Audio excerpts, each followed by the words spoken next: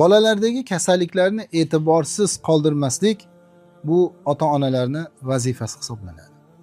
Ayrim hollarda ota-ona farzandida bo'layotgan ba'zi kasalliklarga jiddiy e'tibor bermaydi.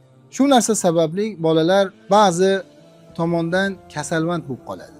Ba'zan oyog'i qiyshiq bo'lib qoladi, ba'zan yana boshqa tomon, ba'zan qulog'i yaxshi ishlamaydi, ba'zan ko'zida muammo, ba'zan burnida muammo, ba'zan boshqa tomonlarda muammolar paydo bo'ladi. E'tiborsiz qoldirishligi natijasida bu kasallik tobora bola o'sayotganligi uchun u narsa o'sha kasallik bilan o'sadi va kasallik rivojlanaveradi. Demak, ota-onalar bolalardagi kasalliklarga albatta e'tibor berishni kerak. Bolalar keyin katta bo'lgandan keyin o'rtoqlarning ichida masxara bo'lishligi mumkin, uni ustidan kulishligi mumkin. Cho'loq deydi, u deydi, bu deydi, qiyshiq deydi. Ba'zan uni umurtqa pog'onalarida muammo bo'ladi.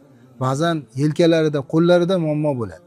Bu narsalar yoshligida agar tuzatiladigan bo'lsa, bola to'g'rilanib, tuzalib ketadi. Bu agar e'tiborsiz tashlanadigan bo'lsa, bola o'sha narsa bilan o'sib, o'sha narsa bilan katta bo'lib, o'sha bolada ayib hisoblanib qoladi.